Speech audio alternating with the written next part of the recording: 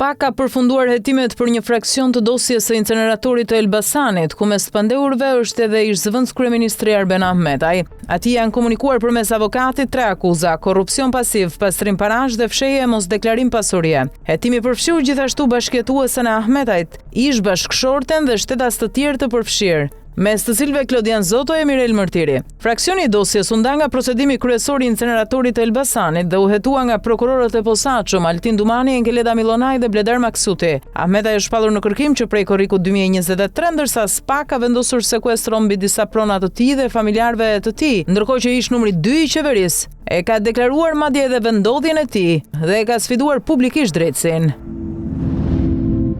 SPA ka zbuluar mënyrën se si identifikoi përdoruesit e platformës së enkriptuar SkyECC në rastin ndaj Flauren Dervishajt dhe Julian Meçes të akuzuar për organizimin e atentatit ndaj ish-prokurorit Arjan Doja dhe Aleksander Laos. Hetuesit analizuan komunikimet, fotografitë dhe të dhënat personale në biseda, duke lidhur pseudonimet dhe informacione të dhëna vet nga përdoruesit me identitetet reale. Për Dervishajn ky proces përfshiu fotografi dhe të dhëna familjare. Për Meçen, metoda ishte e ngjashme. Identifikimet të tjera u bën përmes numrave të telefonit, si ai i avokatit të Redian Rajës, i cili çoi në identifikimin e Ramazan Rajës. Hetimet vazhdojnë për të sqaruar të gjitha lidhjet dhe përgjegjësitë.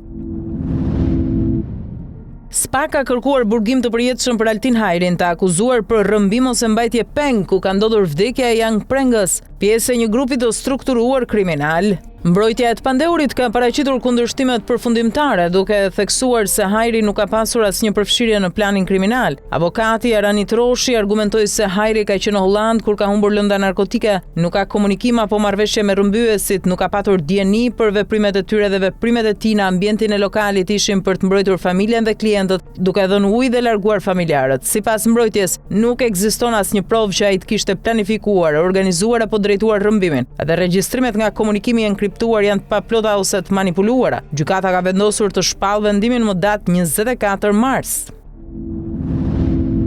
Luan Maçi, 42 vjeçari, i dyshuar për grabitjen me armë të një pike këmbimi valutor në zonën e 5 Majit një ditë më parë në Tiranë, ka dhënë dëshminë e tij. Ai ka rrëfyer se e kishte planifikuar që më parë këtë grabitje, por e kishte shtyrë pas vjedhjes te Fibank pak kohë më parë. Një nga arsyet që ai argumenton grabitjen është fakti se ka nënën sëmur. Gjatë kontrollit në banes, policia gjeti rrobat e përdorura gjatë grabitjes dhe një brisk që e lidhen me ngjarjen. Pas përballjes me provat, Maçi pranoi se planifikoi grabitjen për shkak të borxheve dhe nënës së sëmur, duke shpjeguar rrugën e ikjes dhe fshehjen e armës. Vetëm 15.000 lekë u gjetën në banes. Pjesa tjetër dyshohet se u përdor për shlyerje borxhesh. Hetimet vazhdojnë për sqarimin e përdorimit të parave dhe kontradiktave në dëshminë e tij. Policia e Tiranës arrestoi Sajmir Gjutën, 49 vjeç, dhe kushëririn e tij Elvir Gjuta, të shpallur më parë në kërkim pas plagosjes me armë të 18 vjeçares në ambientet e Hotel Gjutës. Hetimi ndaj tyre do të vazhdojë në gjendje të lirë. Sajmir Gjuta është babai i Resialdo Gjutës, 22 vjeçarit në burg për ngjarjen. Të dy të arrestuarit akuzohen për moskallëzim krimi dhe veprime që pengojnë zbulimin e së vërtetës. Hetimet tregojnë se ata tentuan të fshihnin gjurmët e krimit, duke shpërndarë informacion të rrem për vendin e plagosjes dhe duke transportuar viktimën në spital. Arma e përdorur ende nuk është gjetur. Një 45 vjeçar, identifikuar si Genci Hoxha, u plagos në këmbë gjatë një përleshje me armë me Izvin Gucien në Shkodër mbrëmjen e djeshme.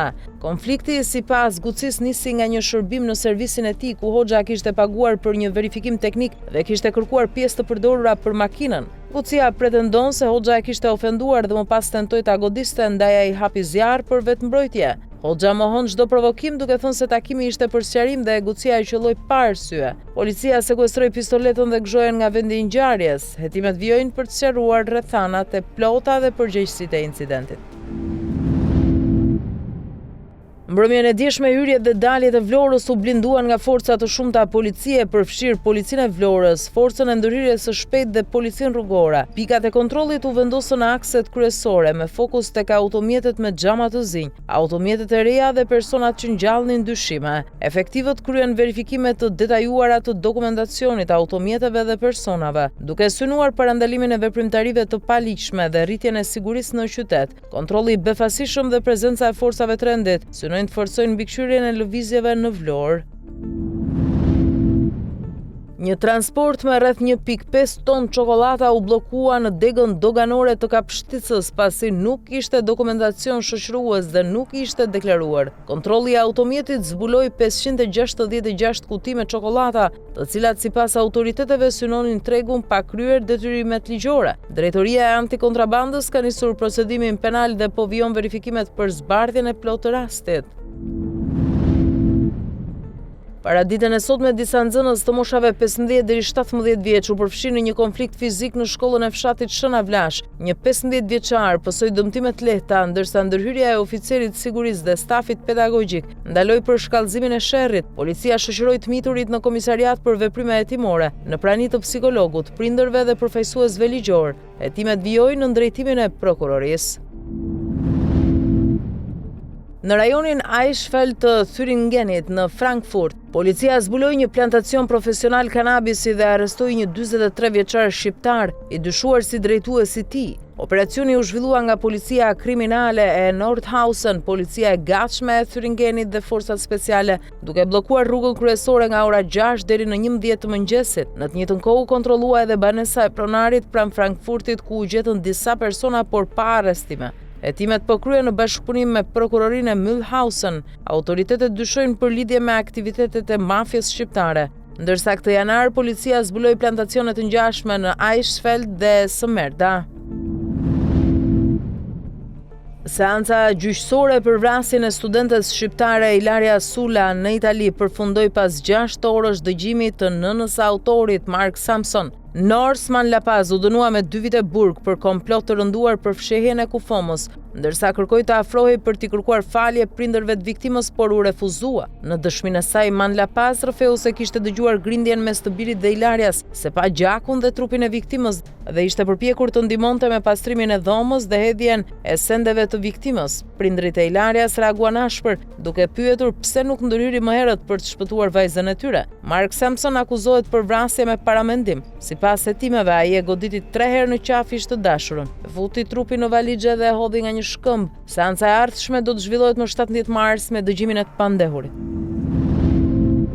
Prokuroria në Spanjë ka kërkuar 22 vite burg për shtetasin italian Marco Romeo, i akuzuar për vrasjen e partneres shqiptare Sibora Gagani gjatë verës 2014. Romeo dhe Gagani u njohën në Itali në vitin 2009 dhe u transferuan në vitin 2010 në Torremolino, duke jetuar së bashku pas disa periudhave ndarjeje. Sipas aktakuzës midis 7 dhe 14 korrikut 2014, Romeo sulmoi 22 vjeçaren me një mjet të mpret, duke i shkaktuar të paktën 4 plag, 3 prej cilave fatale në shpinë. Pas krimit, ai dyshohet se izoloi trupin në apartament duke përdorur druqese plastike rëre, një substancë bazike, e dyshuar si gëlqere për të fshehur trupin dhe parandaluar përhapjen e erave.